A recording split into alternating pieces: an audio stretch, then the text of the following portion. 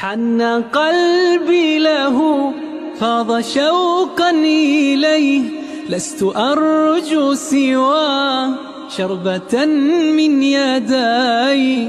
الصلاة عليه والسلام عليه، للسماء ارتقى فأتى بالنقى، وغدا وجهه نيرا مشرقا.